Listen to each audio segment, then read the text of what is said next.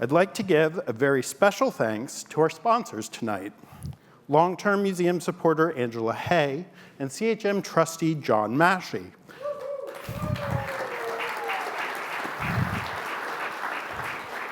I'm delighted that Angela will introduce tonight's speakers. Angela is a mathematician, former member of the technical staff at Bell Labs, and the president of Spirit Care Ministry to Seniors. So please join me in welcoming Angela.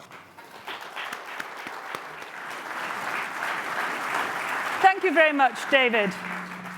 150 years ago, a college was started, the first college for women in Oxford and Cambridge, Girton College.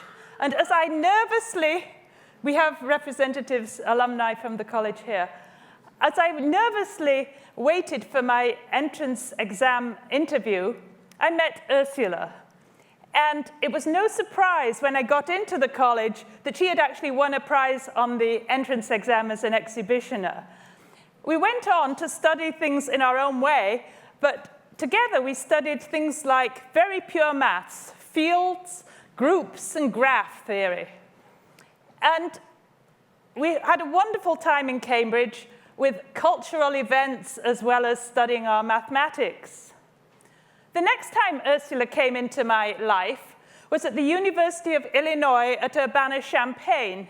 Now, some of you may remember the Plato system where they had a kiosk on board. This was before the university became famous for the Supercomputer Center or Mosaic, the first graphical web browser. And when I went to visit Ursula there, she'd been looking at where her next steps were. By this time, she had a PhD from the University of Warwick in group theory. And she was looking for jobs, and she said, you know, computer science is going to be the future, and I've done computing. I think I'll go and be a computer science academic and professor. So she went off to the University of Manchester, and then she went to the University of London. And London University, it's a bit like the University of California. It has different campuses.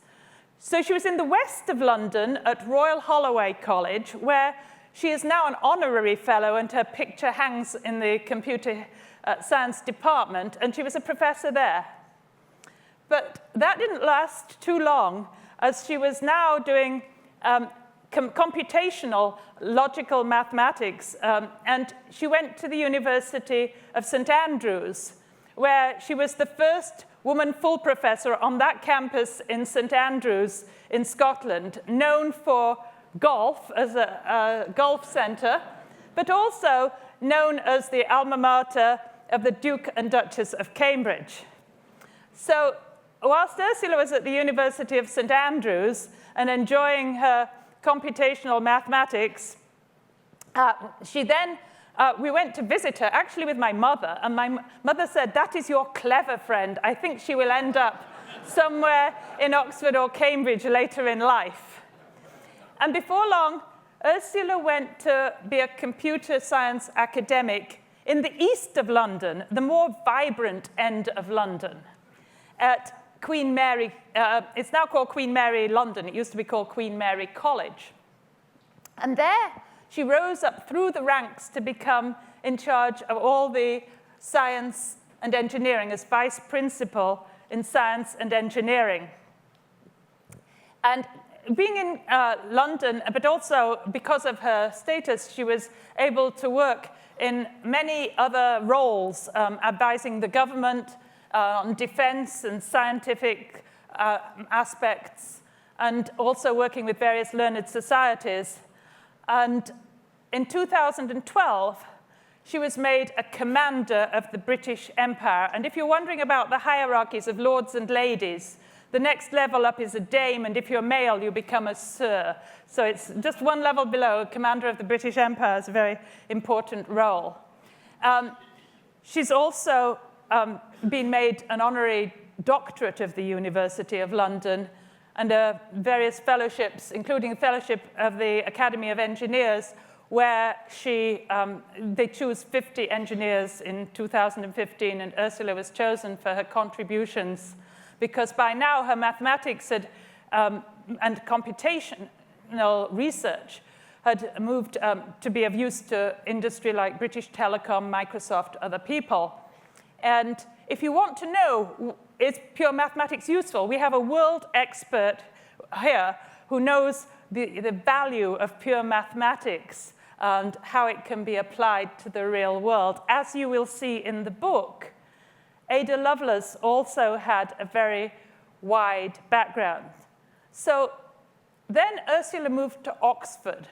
And at Oxford, she added to her mathematics and computer science the humanities. And one of the things, as you may have seen the exhibit downstairs, the Ada Lovelace exhibit there, she co-curated that with the Bodleian Library, which the Bodleian Library is a very old library. It's really the university library, sort of known for the Oxford Dictionary and other Oxford publications, but also it's got archives of all kinds of things, including the archives of the family of Ada Lovelace that we're going to hear about tonight. And so I won't bore you with the details of Ursula's numerous publications, which can be seen on her website. But as Ursula delved into the letters of Ada Lovelace in the Bodleian Library, this is the first time that professional mathematicians have looked through the archives. We do have other authors who've written books. I saw Betty Toole earlier, who's written a book on Ada Lovelace, and she's just down here. But Ada Lovelace really had some incredible mathematical ideas, as you will hear tonight. Unfortunately, Dr. Christopher Hollings, who among other things transcribed the letters in the book, and not a small feat, as old-fashioned handwriting is very difficult to read, is not with us tonight. He is the Clifford Norton Senior Research Fellow in the History of Mathematics and College Lecturer at Queen's College in Oxford. But we are fortunate to have tonight the other co-author, Professor Adrian Rice, a mathematics historian and professor who is a world expert on the history of mathematics in the 19th century, not least the world's expert on Augustus de Morgan, who was the first mathematics professor at another university campus in London, the University College in this part of the University of London, and from whom you will hear Ada was learned from Augustus de Morgan, and some of you may, who have done computing, know about de Morgan's laws. So, should the book tonight not offer you enough? These three authors have academic papers that go into more depth in the Journal for the British Society of the History of Mathematics and Historia Mathematica. Our moderator today, David Brock, is director of the Software History Center and focuses on the histories of computing, electronics, and instrumentation, as well as being a published author himself. So please join me now in welcoming Professor Ursula Martin and Professor Adrian Rice to discuss their book, Ada Lovelace, The Making of a Computer Scientist. Thank you. Well, that was embarrassing.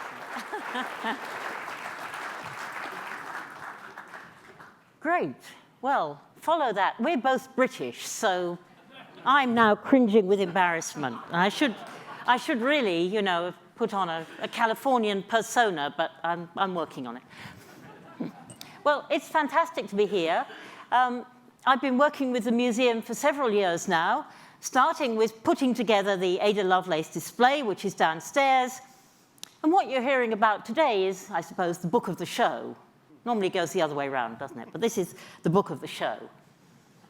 So, Ada Lovelace. What do we know about Ada Lovelace? Why are we interested? Well, when people talk about Ada Lovelace, the first thing they often say is something like, the first programmer. She's famous for this. Now, the miracles of reproduction mean that if you're sitting towards the back, all you're really seeing is a kind of blob with lines on it. But imagine that that's a bit like a spreadsheet with formulae and numbers in it. Across the top of the spreadsheet, it says diagram for the computation by the engine of the numbers of Bernoulli. And this appears in a paper published in 1843. The paper was written by Ada Lovelace. The first 20 pages are a translation of an article by Menabrea, an Italian scientist called Menabrea. The next 40 pages are Ada Lovelace's commentary and analysis.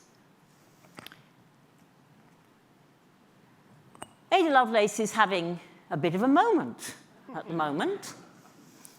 You know, you hardly move without news about Ada Lovelace. The latest we got, just in time for this talk, is the Queen's first Instagram post a couple of weeks ago. And what did the Queen choose for her first Instagram post? You know, it wasn't about horses or dogs. It was about Ada Lovelace. And it's actually rather fascinating because it's a letter from Charles Babbage, the inventor of the Analytical Engine, to the Queen's great-great-grandfather, accompanying the famous paper. And it describes Ada Lovelace as a commentator, and it goes on to remind Prince Albert that she's also the daughter of the infamous Lord Byron. And even in the US, on July the 25th, 2018, the Senate got its act together and published a resolution praising Ada Lovelace. You can have Ada Lovelace books, you can have Ada Lovelace socks, you can have Ada Lovelace pencils. She's definitely having a moment. But to understand the moment, you have to go back to a different moment.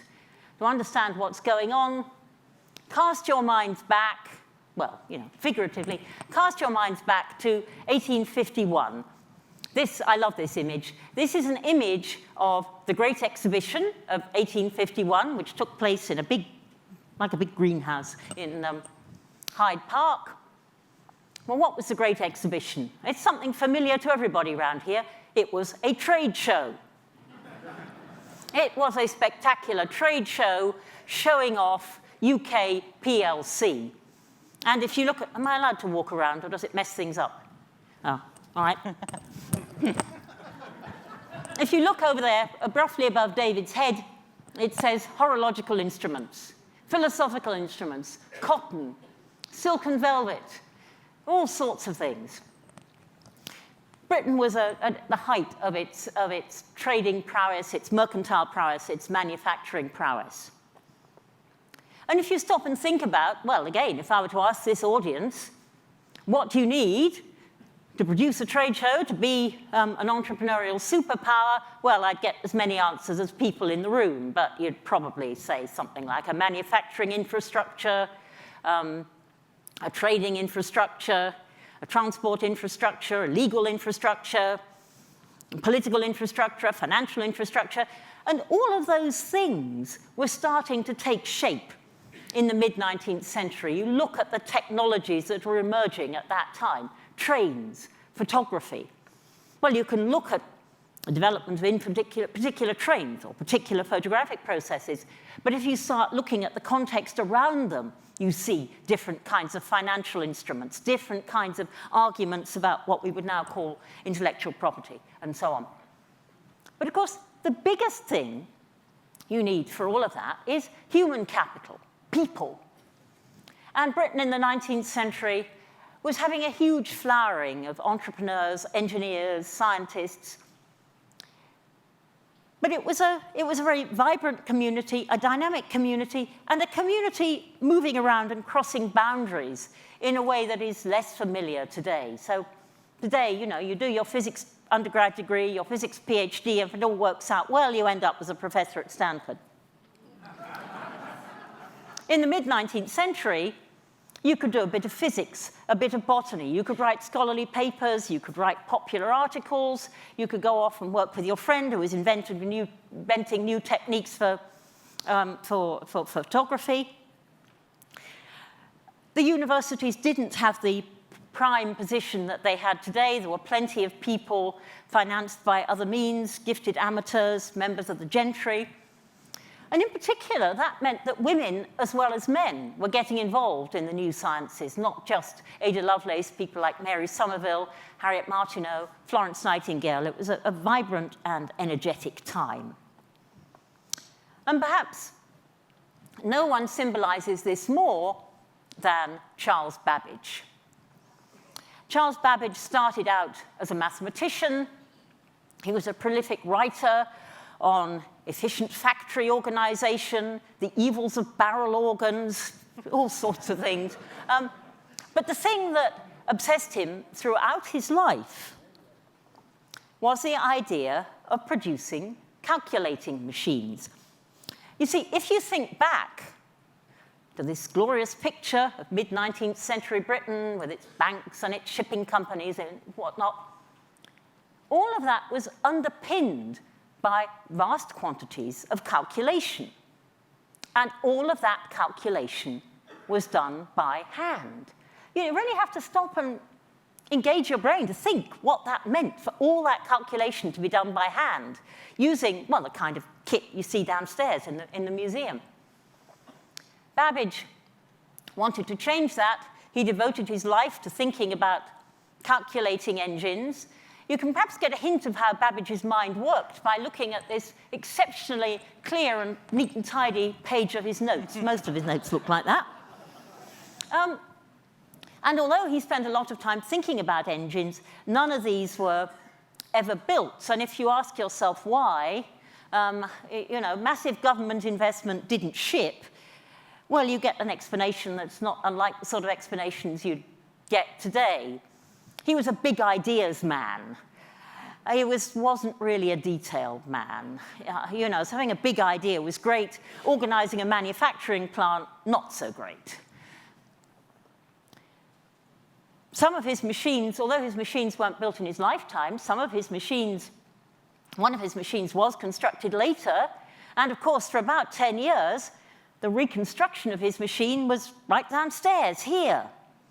And I remember visiting here and seeing, crowds of kids fascinated when your volunteers actually fired it up and had it going. But there are all kinds of questions you can ask about Babbage. Now, this is one of my favorite bits of Babbage. You see, you're trying to design big, complicated machines. Well, you probably want an efficient notation for documenting your machines. What's this? This is Babbage's hardware description language. Now, Babbage, you saw Babbage's handwriting on the previous slide. This is neatly prepared by a clerk he employed to do that. Exercise for the reader, take a photograph of that and figure out what he's doing at the bottom. Actually, I'll tell you what he's doing at the bottom. He's inventing T-Roth. Well, you see, this is all about the printer for his engine. Printing point of paper, inking roller, traveling inking roller, column to column, line to line. That sounds a bit familiar, doesn't it? And of course, there are all sorts of what-if games you can play. What if Babbage had had 3D printing? Would have been a darn sight easier. And you're going to hear this? Oh, no. Anyway, this is... You heard a bit of it. What is this? This is a 3D printed section of one of Babbage's engines, 3D printed by my colleagues at Royal Holloway, which Angela mentioned, and driven by a tabletop steam engine. We've got to get it to the museum. It's such fun. Babbage's big idea, the thing he devoted most of his life to thinking about, was his analytical engine. This drawing is by the graphic artist Sidney Padua, who I think has also spoken at the museum. The analytical engine is truly remarkable. The analytical engine, which of course he never built, had he managed to build it, would have been a general purpose computer. And if you look at the design, you can see it's got all the same points as the von Neumann architecture, driven by punched cards, which are the punch cards you see in the front here. The memory is these, you see behind Babbage's head, you see it's 200 columns of disks. Each disk represents a decimal number, and 100 disks, so a 100-digit number. If you want to do a calculation, you input the calculation on the cards, put the 3 plus 7 or whatever into the store, fetch 3 plus 7 into the mill or the CPU, do the calculation, put it back into the store, get the next instruction, and so on. And that's what's happening in what people call the first program. What it's doing is setting out the steps in calculating the Bernoulli numbers. You can just see up here, right down here, not to stand on the spot, right down there is B7, seventh Bernoulli number. It's calculating B7, B5, B3, B1. And the first line says the first step of the calculation, what column the result is put on, various bits of housekeeping and garbage collection, second line, second instruction, and so on. Well, people call this the first program, and it's become so ubiquitous that I'm happy to call it the first program, although you can argue about A, whether it's the first, and B, whether it's a program. But of course, what's more interesting is that Ada Lovelace knew exactly, Ada Lovelace knew exactly what it was. The table presents a complete simultaneous view of the successive changes which the columns pass through in order to perform the computation. It's an execution trace. That's a very elaborate and 19th century way of describing an execution trace. And furthermore, in the paper, she articulates something else. She articulates exactly this point that it's a general purpose computer. Of course, she articulates it in the way that she and Babbage would have thought about it. This example illustrates how the cards are able to reproduce all the operations that intellect performs in order to attain a determinate result, if these operations are themselves capable of being precisely defined. Now, Babbage and Lovelace just sort of took this for granted and explained it by example. And it's a sort of example of the way in which mathematical thinking changes over the years. I don't think it occurred to them that it was a thing that you might actually prove. Of course, came to Turing to make this precise, to come up with a mathematical model of the machine, a mathematical model of computation, and so on. Well, there's lots more in the paper. One of the things about reading the paper, there's a moment where you think, how many people in the room have read the paper, or part of the paper? Yeah. Some, yeah. Well, if you read it, it's surprisingly understandable. You fight your way through the Victorian English, and you think, oh, yeah, I see what she's saying. One of the things she's thinking about, the mathematical foundation of this is something called the mathematics, the algebra of operations. And Babbage had written quite a bit about this earlier in life, but up in the top paragraph, what she's talking about is, well, could you do calculations with things other than number? And what she says is, suppose the fundamental relations of pitched sounds could be represented in this calculus of operations. Then the machine might compose elaborate and scientific pieces of music of any degree of complexity or extent. There's one theory that actually she was just teasing Babbage. Babbage hated barrel organs. Hey, your engine could be the biggest barrel organ ever. But it may be that she's also making a serious point about thinking more broadly about computation. The other quote that's widely quoted is this one about, she's taking a position on the age-old debate of can a machine think? She says, the analytical engine has no pretensions whatever to originate anything. It can do whatever we know how to order it to perform. And this is something that Turing picked up in one of his later, Turing picked up in one of his papers in the early 50s, entitled Can a Machine Think? He sort of took a whole bunch of arguments and turned each of them on its head. Now, this, I think, is a fine example of the fact that when you look at this sort of thing, you really need to look at it in context. And what was the context of Lovelace writing that? Well, mid-19th century, debates about can a machine think, Britain was riven with theological controversy. And the argument sort of boiled down to, is the machine challenging God, or is the machine helping us to understand God's work better? Now, Lovelace, in this paper, she was not quite lobbying for Babbage and the machine, but she was trying to present it in the best light, in a good light.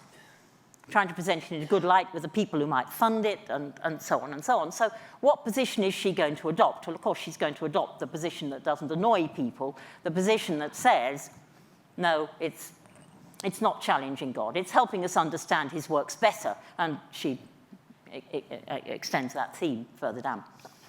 Well, I could spend a lot of time talking about the paper, but I'm not going to, because when you start looking at the paper, you realize, gosh, the person who wrote this understood what was going on, understood the mathematics. Who was this person? Well, in her own life, as is made clear in Babbage's letter to Queen Victoria, to Prince Albert, she is best known for who her father was. Her father was George Gordon Lord Byron, a poet, not just a poet, a rock star poet, sort of the Mick Jagger of his day. Everybody knew who Byron was, everybody bought his poems, everybody knew the rumors about his personal life. Somehow, he married a very upright, rather serious, scholarly young woman, Isabella Milbank. The marriage didn't last. They married in January 1815. They separated a year later, a few weeks after their only child had been born. Well, I say they separated. Actually, she threw him out. You can get a hint of why she threw him out from the little picture in the middle. That is a picture of the happy couple drawn by one of Byron's mistresses. Well, you get the point. You get the drift. But one of the things we have to thank this separation for is the fact that we do have a fabulous archive in the Bodleian. Because what did Lady Byron do? Well, of course, you know, again, a more modern story, she kept everything. She wanted to be able to prove that she was right and Byron was wrong at any possible point. So sitting in the Bodleian, we have an archive of 470 boxes of Lovelace-Byron family papers, you know, typical with family papers, everything from very personal things to bills for fixing the roof, you know. But when you turn to this archive, as many people have, I know we have one author in the room, Betty Toole, who Angela mentioned, maybe we have others. Plenty of people have studied the archive. You might think, what on earth could Chris, Adrian, and myself contribute to the story? Well, when we looked at the archive, we realized that the one thing people hadn't investigated very much was the box of maths. Well, I get quite excited about the box of maths, so do Chris and Adrian. And I think I'm now going to hand over to Adrian, who's going to tell you more about the box of maths, because we really wanted to understand how good a mathematician was she, what kind of mathematical understanding did she have. Here you are. Thank you. Thank you very much.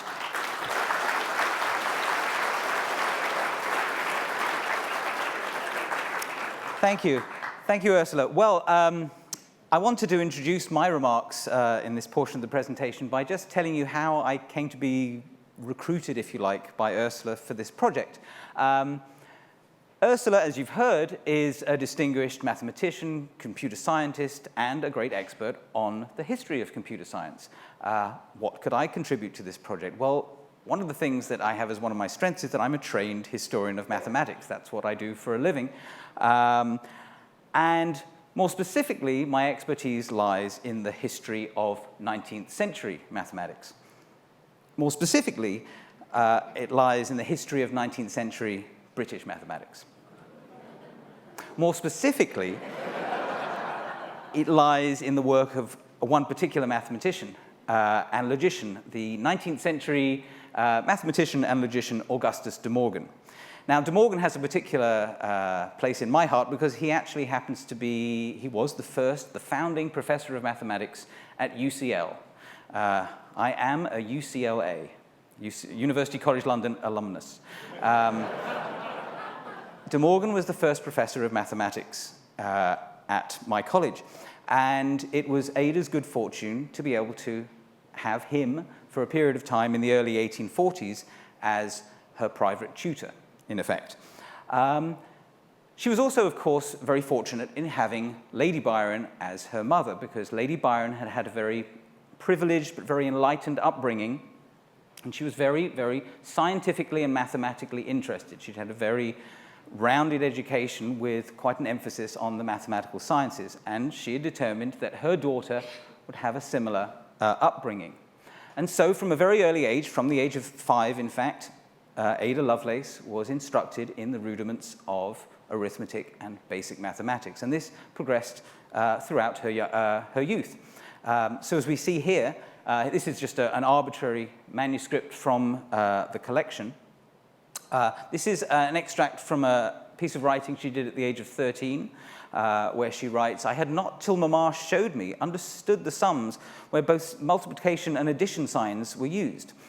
And in consequence of that," she says, "therefore I hadn't realized that 2 times 5 plus 3 times 4 is not actually equal to 52. Because of the orders of operations, it should actually equal 22. And she gives some examples correctly worked out below.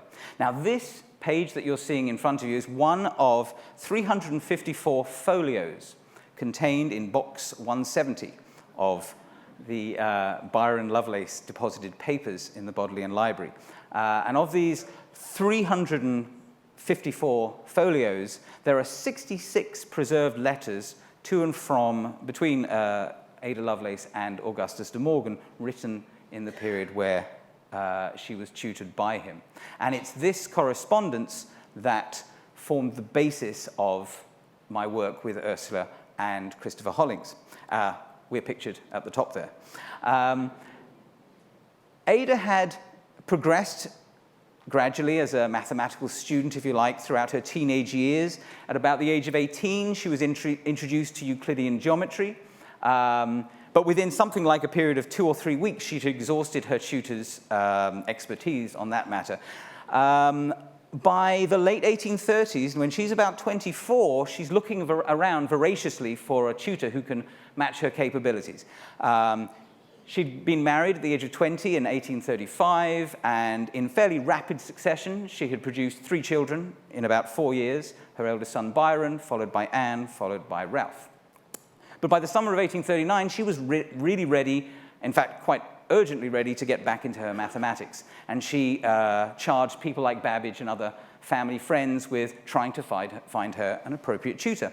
And she was lucky enough that a friend of her mother's happened to be married to Mr. de Morgan. As you can see, he's pictured in the top left-hand corner, a caricature of him drawn by one of his students at UCL. Now, of course, at this time, there was absolutely no question that Ada could have visited de Morgan at UCL or attended his lectures, and certainly not enrolled as a student. There was absolutely no way that women would have been allowed to study at university or take degrees in those days. So what de Morgan agreed to do with Ada was to institute what would nowadays be described as a mathematical correspondence course, a one-to-one correspondence course. That's a little math joke, sorry. Not a very funny one. I am a mathematician. And this course started roughly in June or July of 1840 and progressed more or less continuously with some breaks until about just before Christmas of 1841. So a period of about 18 months. And in that period of time, she started from fairly basic algebra and worked her way up through differential and integral calculus to the beginnings of differential equations and some higher algebra. This was the lion's share at that time of what would have constituted a degree course in mathematics in those days. The page you see in front of you right now is just an extract from one of these pieces of paper that constitutes the archive, and it's where Ada is grappling with a problem in calculus. It's actually in integration by substitution, and you can see her writing on top, and then right at the bottom there are de Morgan's questions and comments underneath. So this correspondence went back and forth between them over a period, as I said, of about 18 months. One of the things that our colleague Christopher Hollings was able to do was to actually, for the first time, put all of this correspondence in the correct chronological order. one of the consequences of this is that the letter that you now see was originally dated as having been sent in 1842, quite late. It was actually sent in November of 1840. And it shows Ada grappling with a problem in algebra. Relatively easy, we would now consider it, but she was having quite a time with it. She writes, "These functional equations, a complete will-o'-the-wisps to me. The moment I fancy I have really at last got hold of something tangible and substantial, it all recedes further and further and vanishes again into thin air." But we can definitely detect a progression through the correspondence until by the end of it, she really is dealing with some really quite advanced study for a student of the time. And of course, this bore noticeable fruit sometime about a year or so after she'd finished with De Morgan, when in the early months of 1843, she began work on her famous 1843 paper, which of course contained the algorithm for computing Bernoulli numbers.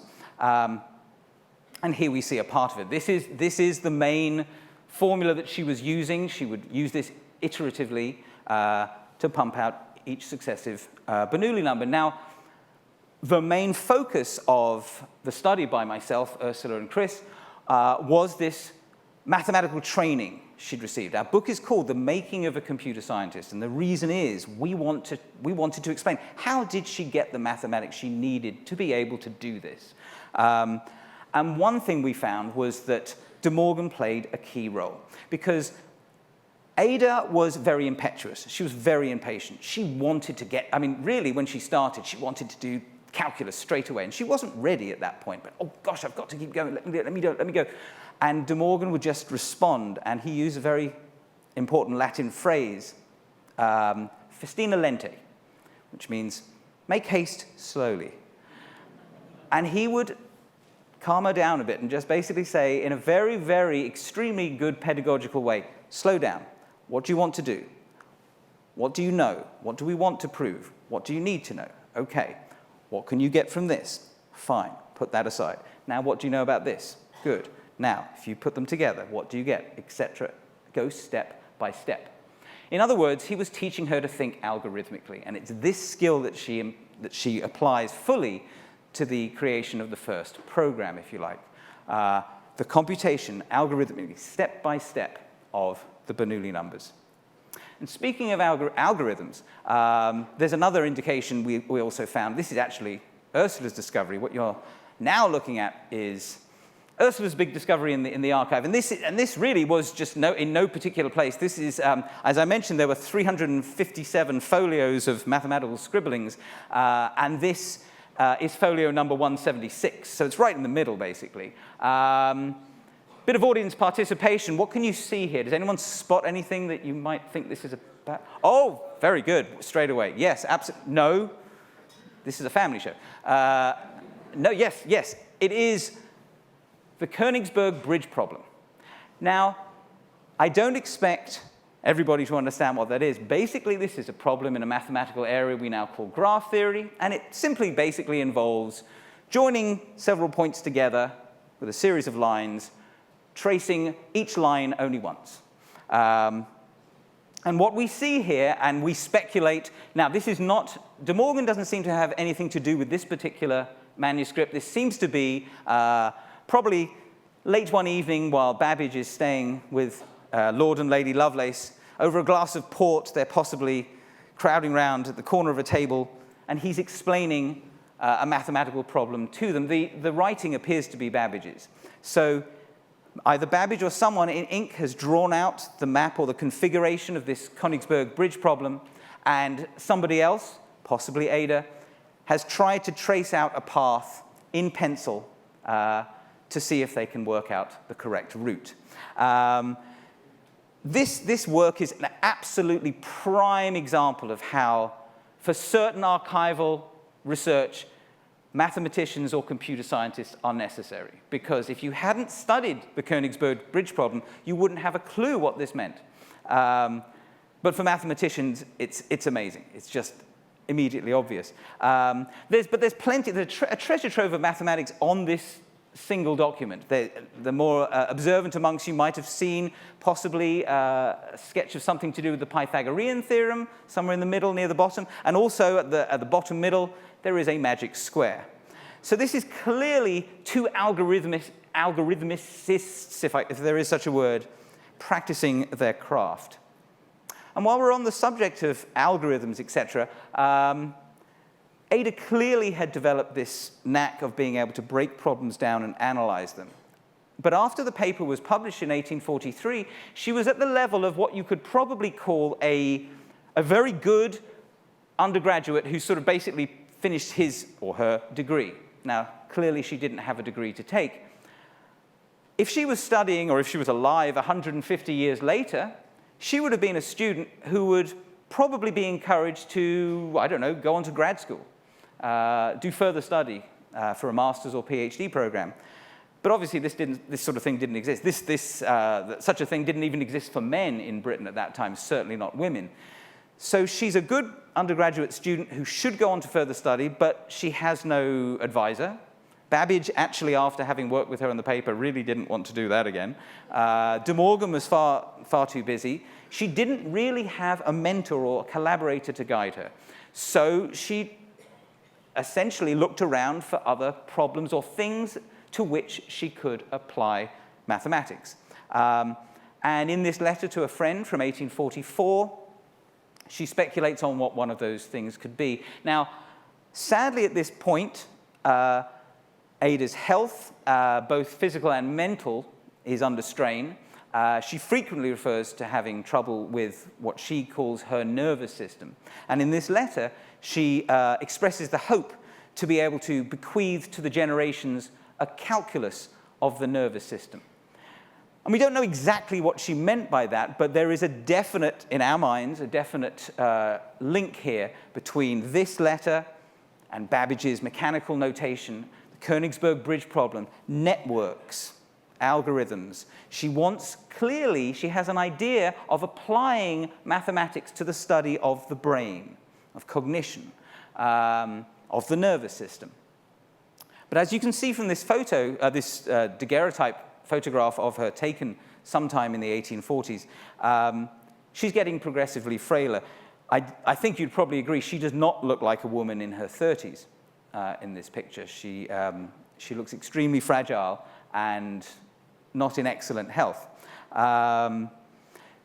This is also borne out in a rather poignant letter from 1851, written by Babbage when he is about to take her to visit the Great Exhibition, as we heard about before, held in the Crystal Palace in London's Hyde Park, in which he writes, "Pray put on worsted stockings, cork soles, and every other thing that may keep you warm."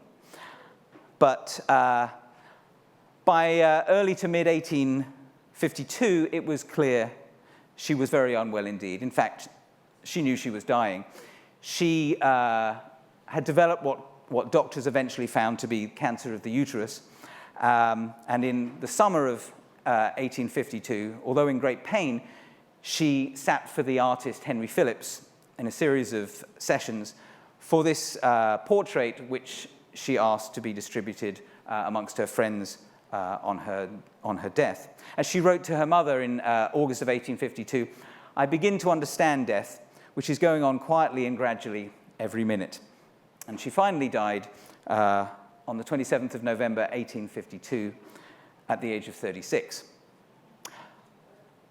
So to sum up then, what have we discovered, or what impressions have we derived about Ada Lovelace, the mathematician? Well, through our quite intensive study of her mathematical papers, there's no doubt she was a very capable and highly perceptive mathematician. She had extraordinary attention to detail, not just pointing out typographical errors and a few minor mistakes here and there, actually getting right to the fundamentals, criticizing actual axioms and assumptions that were being made, in many cases erroneously, by mathematicians, refusing to take people's word for certain things. Why should I use this rule? Let me see if I can derive this myself from first principles. So she has all the skills that would have enabled her under more favorable circumstances to go on and do real research. And as a proto-computer scientist, we see that in her 1843 paper, she offered a principled approach to the theory of computation and, in several cases, anticipated many future developments.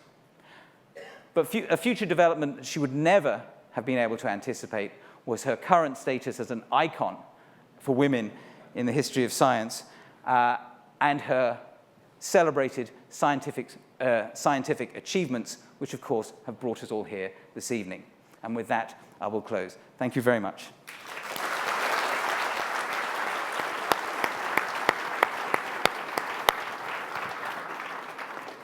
Well, thank you both very, very much. I'd like to begin our question and answer session with asking a couple of questions of my own.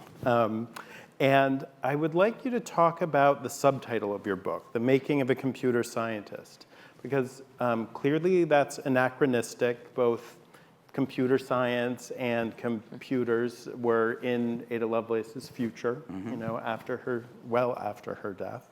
And I was thinking that, you know, maybe a better subtitle would have been The Making of a Mathematician, Making of an Applied Mathematician. I wondered if you could talk about your thinking in that subtitle for your book. Well, when we were working on the book, the kind of working title was Ada's Book of Sums, but publishers wouldn't let us call it Ada's Book of Sums. I think you ask a very good question, because, of course, if you never allowed yourself to be anachronistic, you'd never allow the past to inform the future somehow. So it's a bit of a toss-up: making of a mathematician, making of a computer scientist.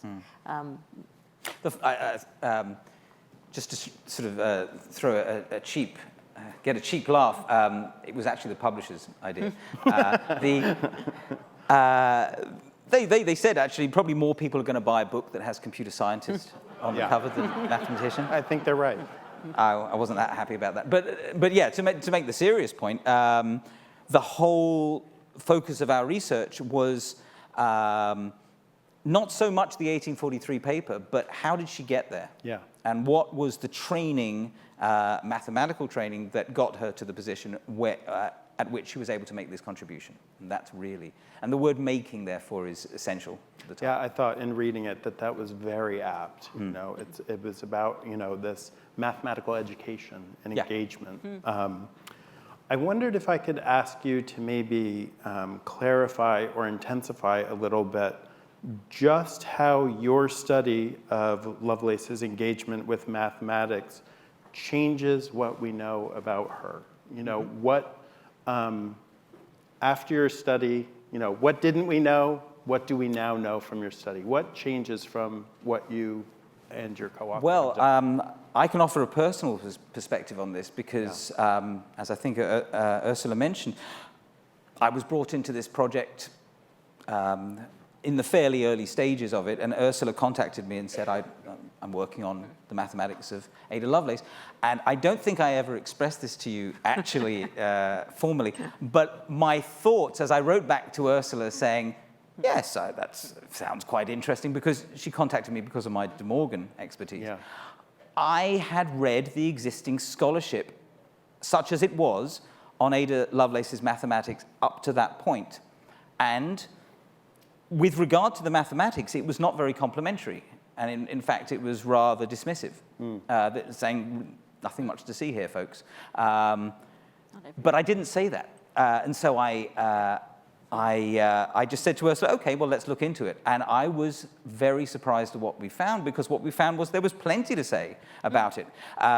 Quite honestly, we did not realize that she was so probing and so insistent on certain points, and that she was right much of the time. And so I think we found that she was a much better mathematician of far greater potential than I certainly had suspected before.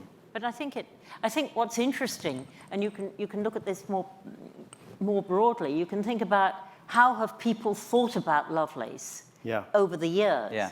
And at the time, during her life, shortly after her death, she was treated with respect as a member of this community of 19th century scientists, and that continues right up to where you get Turing referring to Lady Lovelace's objection, and so on. And then it seems to be rather later in the, maybe the 1970s, 1980s, this trope started to put Lovelace down. And that, it goes with, it goes with perhaps more broader institutional misogyny of the time. Some of the remarks about her are pretty cutting and pretty terrible, based on not very much, and based on the fact that very few people had studied in the archive, and some of the people who studied in the archive had just got it plain wrong, because understanding 19th century maths is pretty complicated and technical. You read some of the letters just with a knowledge of your own first-year calculus, and you'll be terribly misled, because it sort of looks the same, but it sometimes isn't. And so I suppose what actually astonished us was that nobody'd done this before.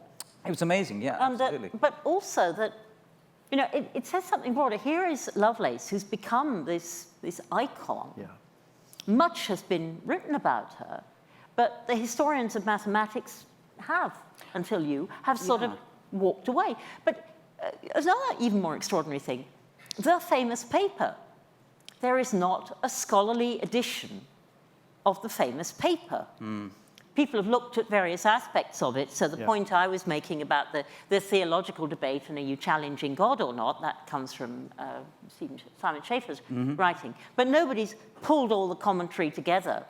And of course, if you were to do that, if you were to produce a scholarly edition, it would sit in this wonderfully rounded perspective of 19th century science, technological development, entrepreneurship. It would be a wonderful thing to have, a wonderful thing for students to work on. But why haven't we done it yet? Here we are praising Lovelace and Babbage to the skies, but we haven't done a scholarly edition yet. We better get to work. Better get to work, I know.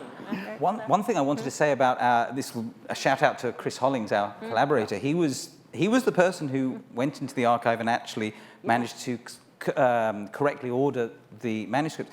Now, the Bodleian archivists did a fantastic job of putting them in an order, which was mostly correct. But one of the things that one would do, if you have a letter that's dated, November 15th, and one of the things that Ada was very guilty of is that she would rarely put the actual year on her letters.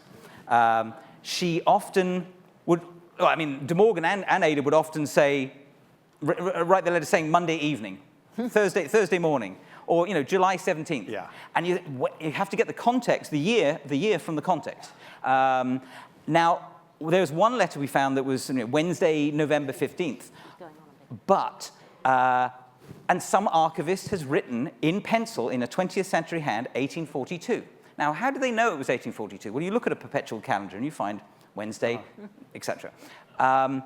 But Ada was incredibly guilty about putting wrong days. So there's we have two letters from 1841. One is dated Sunday, July 6th. The next letter, written very soon after it, is Monday, July 6th. And you can tell from the subject material she's talking about the same thing. They were written very close together. One is dated Sunday, July 6th. One is dated Monday, July 6th. July 6th of 1841 was a Tuesday. That's all I'm saying. Yeah.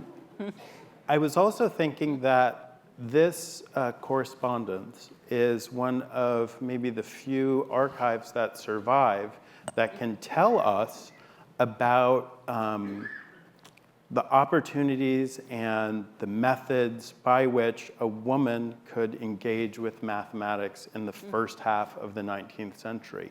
So I wonder if you could just, we have the case of Ada. Yeah. Are there a lot of others that where archives survive? Well, actually, there's another archive of Ada's daughter, which we haven't really studied yet in much detail. But she, too, studied mathematics. Now, of course, she was 20 years younger. There were more opportunities open to her. She could go to some of the lectures that were opening up for women's education in London. But of course, it's a good point. The archive would be fascinating, even if it wasn't Ada Lovelace, just because, and it's fascinating because it shows you, if you like, the underneath of mathematics. It's not the finished result, it shows you a smart person learning mathematics. And that's why it's so fascinating to read as an instructor, because you think, gosh, I'd like this student in my class, you know. She asks tricky questions, but you also see her learning how to learn. You see her, it's fascinating as a piece. And you don't have to take our word for it or buy the book. You can go to the website of the Clay Mathematics Institute, who sponsored our work, and download the entire correspondence transcribed by Chris Hollings, as well as downloading the original images. So you can, it was Chris Hollings who had the challenge of figuring out what all the minuses, the dashes, the dots, and putting them correctly into LaTeX. Thank you, Don.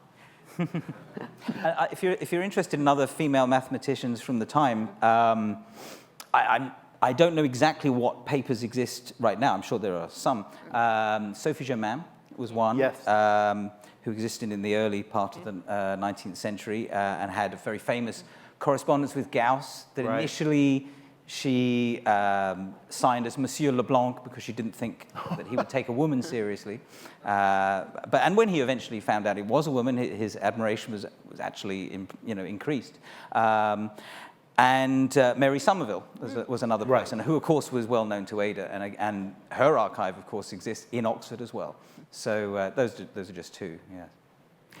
I wanted to shift gears just slightly and talk about the fact that Lady Byron, Ada Lovelace's mother, was kind of fantastically wealthy. Ada was her sole heir. They had relatives at court. They were of sufficient social standing that they could turn down an invitation to a party thrown by the Queen. And I just wondered if you could say a few words about how status, social and financial, was this an undertone in her connections to Babbage and to De Morgan? I think it is. And one of the things that's interesting about looking at the archive and reading the other commentaries on it, there's a lot of discussion about gender. There's much less discussion about class. She was an aristocrat. She had a sense of entitlement. And some of her letters, for example, to Mary Somerville, Mrs. Somerville, could you possibly pop out and buy me a something or other? And you see that sense of entitlement a bit in her interactions with Babbage. You don't see it much with De Morgan. There's much more a sense of respectfulness. And yes, there's a lot else going on. There's the politics around Babbage's engine. There's the notion of, she's gently lobbying for Babbage's engine. Her friends are encouraging her to lobby even more. If anyone saw the TV series Victoria, there's an extraordinary bit in Victoria where it suggested that she might become Prince Albert's scientific advisor. That's actually true, which is very surprising. But some of the other things in Victoria are a bit over-egged, shall we say. But that one's true. I think it would be helpful to clarify for people that that the weight kind of Ada's annotated translation is due in part from the fact that outside of his later memoirs, Babbage never published on the Analytical Engine himself. He wrote these great honking books about all these different subjects, widely read, an accomplished writer, so he could write, but he didn't publish on the Analytical Engine, and it kind of fell to Ada, if you will. Could you contextualize that a little bit? Yeah, he was, so for those in the audience who don't know, he probably first came to prominence in the 1820s with his plans and designs for the difference engine, which Ursula mentioned earlier, which would basically have been a very powerful and big calculator. It was an arithmetical engine. This was in the 1820s, and he received a grant from the UK government of roughly £17,000, which was a lot of money in those days, and all they got out of their investment were a few cogs and gears. But by the time he had changed tack and focused on his new idea, the Analytical Engine, from the mid-1830s, he hadn't delivered on his original proposal, and now he was changing tack completely. So by this point, he wasn't really taken seriously in England. One of the reasons he goes to Turin in Italy to lecture on the subject is, again, to see if he can get other people interested. Right. But more to the point, he wanted other people to write allegedly independently, although he would actually give them secret input, about how great this idea would be. What a brilliant idea. So when Menabrea, the Italian engineer, wrote his account of Babbage's engine, he did it in consultation with Babbage. Babbage would say, you forgot to mention this bit, et cetera, et cetera. So the reason, well, a reason he didn't publish on the Analytical Engine himself is because he wanted it to come from other people, to show that it was independently a great idea. Any thoughts on that? Yeah, I think I think also he felt it wasn't a completed project. It's actually difficult to know why he didn't write more. As you say, he was very prolific, but also he was incredibly prolific in writing, manuscripts of different kinds. I don't know if Tim Robinson's here, but hello, Tim. Yeah, so Tim is part of the team who have been sorting out the huge Babbage archive in the London Science Museum, which is now available online, organizing all the documents in Babbage's design notation, which I showed you. I mean, we're still getting to grips with the enormous productivity of Babbage, much of which was never published. I'll ask one last question from me and then turn to these excellent questions from the audience, and we'll run out the clock answering them. If you could just talk for a few more moments about celebrity in Ada Lovelace. Many scholars hold that the poet Lord Byron was a key figure in the rise of modern celebrity itself. Yeah. And so as a result, it's kind of hard to fathom his notoriety and fame. It's a bit like, if he was the Mick Jagger, there were no other rock stars before. It's like David Bowie appeared from nowhere. And could you talk about how the celebrity and scandal surrounding Byron shaped Ada Lovelace's life? And we'll leave the question at that. I think it was something she was very aware of. Her mother was very aware of. That part of the reason for keeping the archive, or for protecting her daughter, for making sure that nothing happened that was scandalous, that she wasn't tainted by the rumors or the facts around Lord Byron.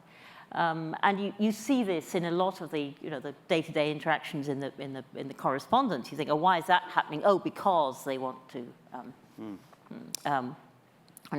because they want to play it down. And when she's asking Mary Somerville to go shopping for her, it's because she's saying, oh, well, I don't want people to know that it's me buying this thing being a math book, So she was, there was it was partly the sort of natural reticence of the way the upper classes at the time behaved anyway. Yeah. And it was compounded by this not wanting to be tainted by Lord Byron. The paper was published anonymously. Well, it had her initials at the bottom, right. AAL, but it was sort of very quickly an open secret. Here's Babbage writing to Prince Albert saying, it's written by it's written by Ada Lovelace. And I think anonymous publication was quite common at the time. That was not uncommon in those days. And one of the things that comes across actually again and again in the letters, my name is not to be mentioned. Please don't mention my name. Yeah. As if there was something to be embarrassed about, but that was not the reason. She just didn't. She wanted to keep things private, and she was used to. So she is the sort of person that, had she lived in the latter part of the 20th century, had she been going to a movie premiere or the opera or something like that, there would have been paparazzi taking photographs of her because of who she was.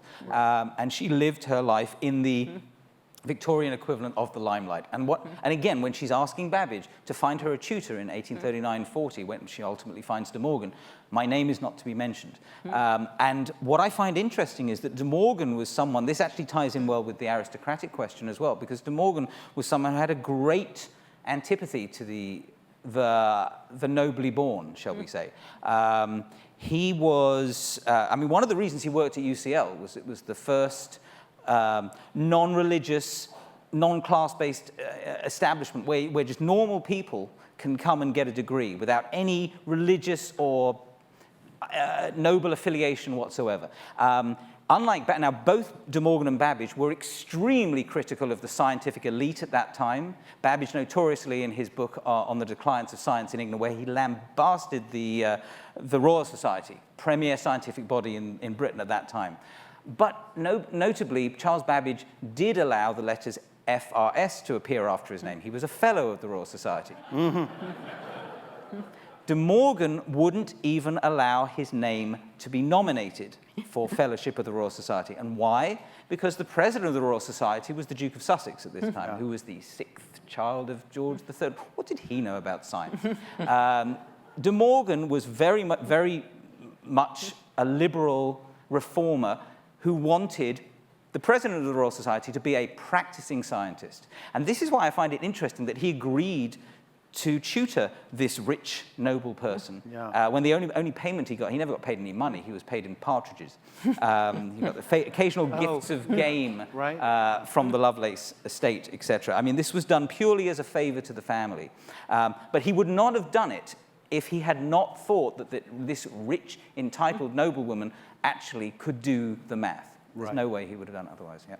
Well, there's an overlap between a question I had and that several people have asked, which are essentially variations on the theme of, how does your study contribute to this debate about how we should understand Ada Lovelace's contributions.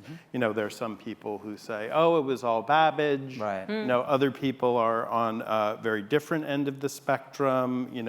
The question about what's the lasting contribution. Could you speak to that? Because there are 4 or 5 cards that are variations of that fundamental question. Well, I think at the beginning of the talk, we had the letter from Babbage to Prince Albert that I hadn't actually been aware of until it was Instagrammed by Her Majesty.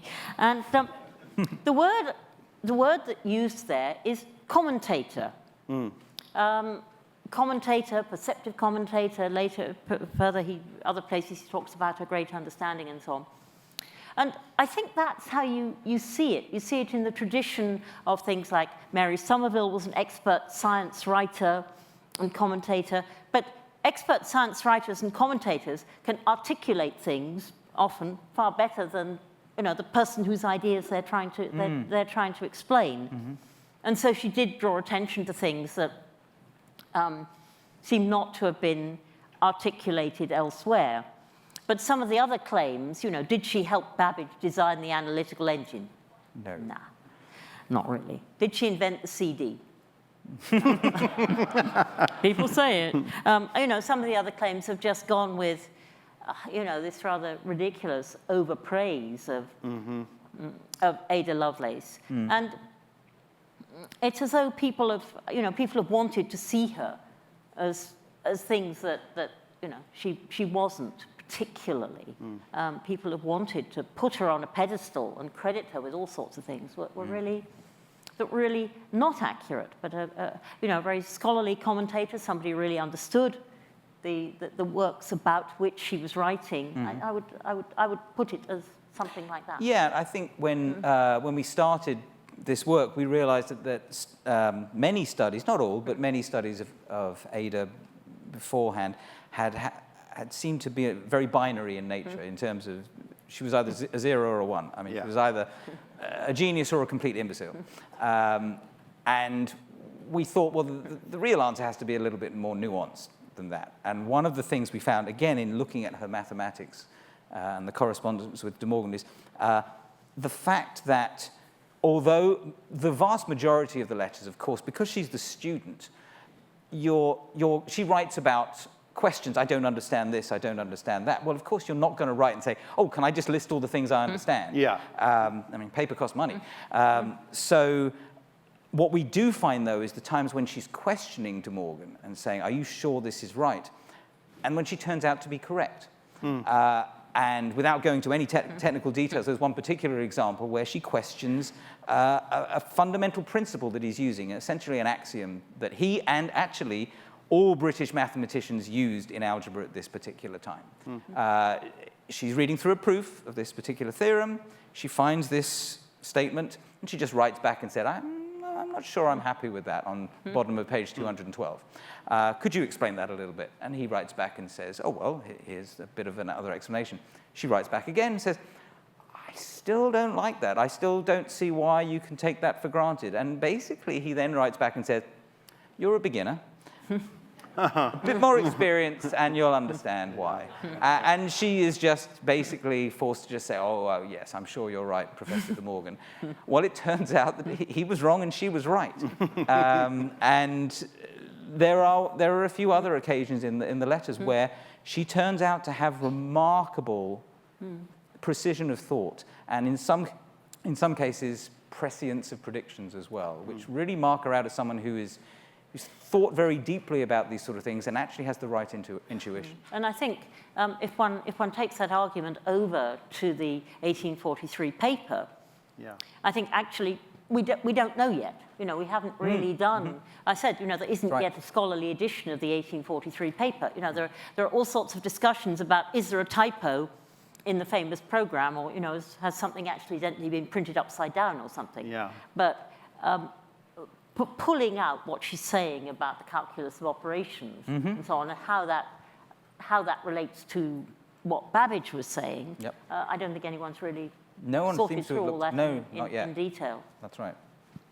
And that segues beautifully to this next question from the audience, which is about, in the many kind of extensions or, of the analytical engine, the programmable analytical engine that Ada Lovelace saw and wrote about in her notes. This question is, you know, certainly she was writing about whether or not the thing could think, but was she also, in the way that she connected it to music and other things, was she connecting it to kind of logic and symbolic logic and reasoning and that whole tradition of kind of mathematical logic and philosophy? You know? We were talking about this at lunchtime, weren't we? One would love to think so, because one thinks immediately, well, De Morgan, the one thing everyone's heard of is De Morgan's laws. One thinks about Boole. One thinks about, but it's not actually clear that that connection was being made. There were machines being made. Jevons' reasoning piano. There were machines being made to do symbolic logic. But you know, one of the things when I first read in Betty Toole's book, I first discovered that De Morgan had been Ada's tutor. I didn't know until the 1990s when I read the book. I didn't know this, and the first thing I thought to myself was, De Morgan, Ada Lovelace's tutor. Well, it makes sense. De Morgan, Boolean logic. There we are. Of course, that's what he was teaching. Not a thing. There is nothing in the De Morgan Lovelace correspondence that has anything to do with Boolean logic or symbolic logical reasoning at all. There is a small smidgen of a syllogism that he offers as justification for this principle that turns out to be wrong. He just says, oh, the logic is this. But that's not really what we're talking about. The idea of, you know, Venn diagrams and Boolean logic and this sort of and zeros and ones, completely absent. Not there at all. I mean, I don't know if anyone's going to ask this question, but, you know, there's another what-if question you can ask, which is Wheatstone, the early days of electricity. Ah, yes.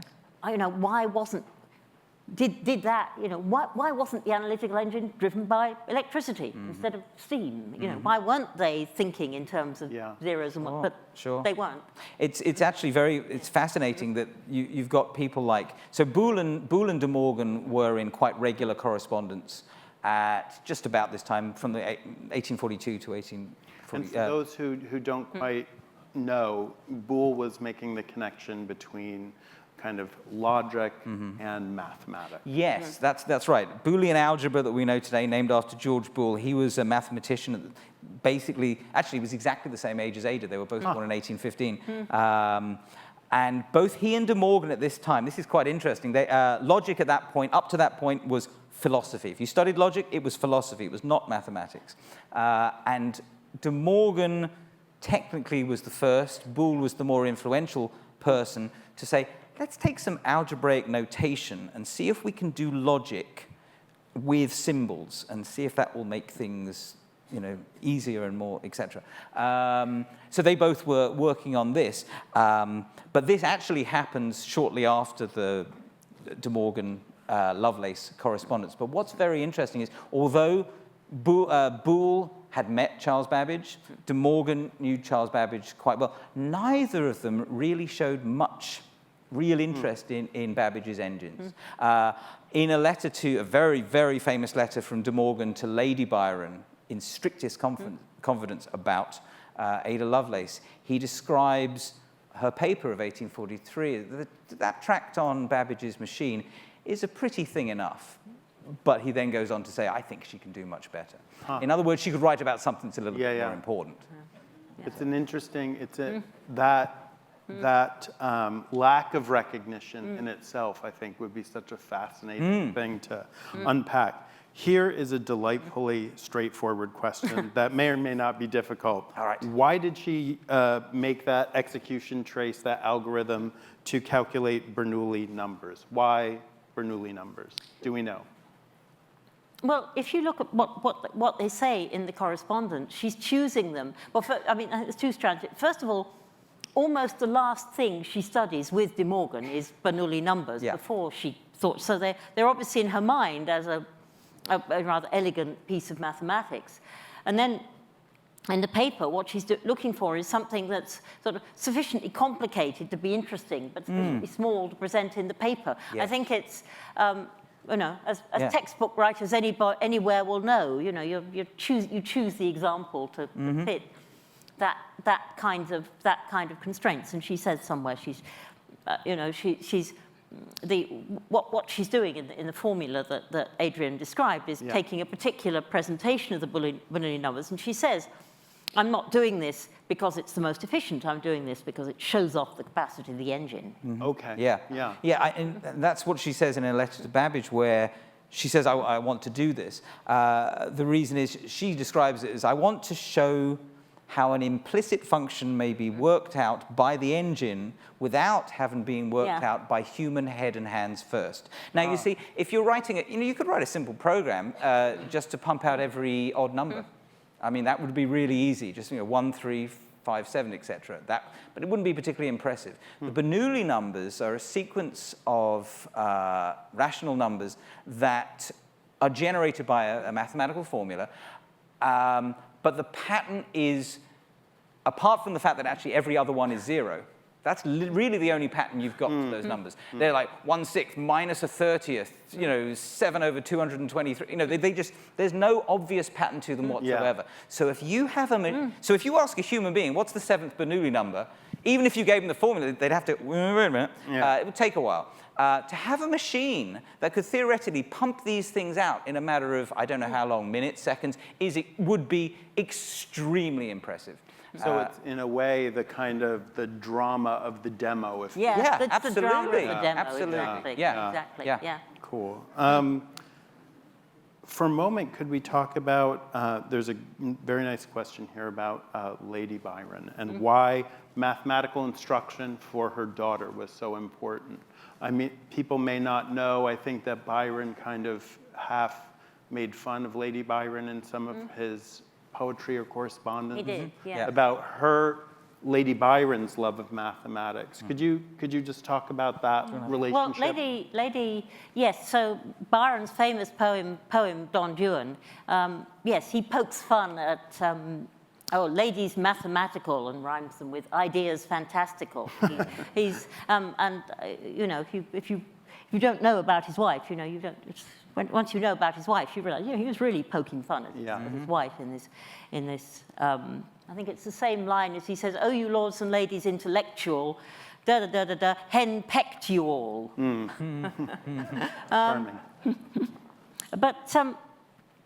But yes, so when Lady Byron is bringing up her daughter, I mean, there's one strand in the biographies that says, oh, she's teaching her mathematics to keep her from this dangerous poetry.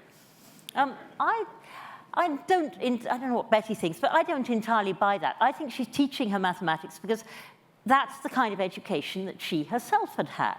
Yeah. And she's very young, she's about 20, isn't she? Yeah. That's the education she had herself. That's the education she wants to give her daughter.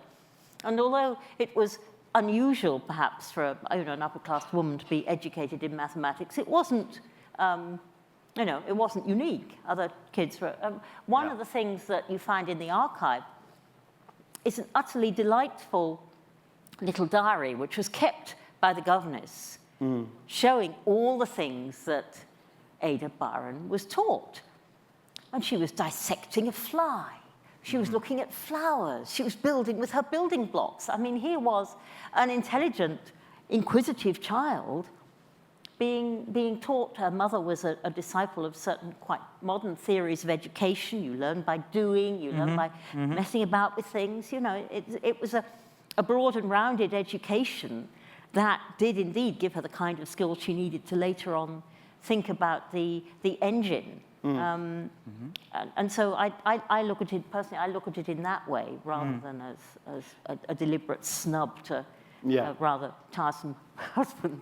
And here's something we found from the archive, which again I had no clue about. Ada's mathematical training ultimately far exceeded the level that her mother had attained. Yeah. I mean, her mother was by no slouch by any means, but Ada had taken it one stage further. Right. Now, one of the things that we found quite interesting when we looked at this mass of mathematical papers, there were some in a very neat hand, which involved some actual mathematics that was actually higher than I think that Ada had been. Some mathematics that would not be out of place in a modern-day linear algebra course on conic sections and sort of shifting coordinate systems and all this sort of stuff. And I thought, this is really interesting. Well, we later find that this is Lovelace's daughter Anne's mathematical studies. So Anne seemed to have gone even a little bit further, although she doesn't seem to have published anything, but her studies took her higher than we have any evidence that Ada achieved, which I think is fascinating. Yeah. Well, very last question before they turn off the lights on us. And I think it's very nice. What inspired you to write about Ada Lovelace? Why her out of all of your options? Ooh. Go on then, you started it, so. I started it. Well, what happened was, I was sitting minding my own business in the computer science department in Oxford, and the head of the Bodleian Library, who's a chap called Richard Ovenden, approached my department and said, oh, well, it's Ada Lovelace's 200th birthday coming along. We've got her archive in the Bodleian, and we want to do something for her 200th birthday. Now, I hadn't been in Oxford very long. I didn't realize the Lovelace archive was in the Bodleian. And I thought, hey, that sounds fun. I'd never actually done archive work before, but I thought, how could one not grasp the opportunity of working in the Bodleian? It was my very first trip to the archives, where I was going through the box with Mary Clappinson, who is several people have met Mary Clappinson, who is the very, now retired, very senior employee of the Bodleian. And I was going through this box. And I came across that Bridges of Königsberg Tower, and I thought, wow, I know what that is. And, everybody has their archive moment. Yeah. And I got, you had me with the Bridges of Königsberg. Then, of course, I realized, reading around Lovelace, that people hadn't studied this archive before. In detail, or there were some people, not in this room, who had studied it in a very cursory way and made rather sloppy comments about it, or just, looked at a couple of pages and made. One biographer went so far as to call it hieroglyphics. It's calculus, folks. Well, maybe that's an appropriate time for me to ask all of you to thank Ursula and Adrian for this wonderful conversation. Thank you both very much.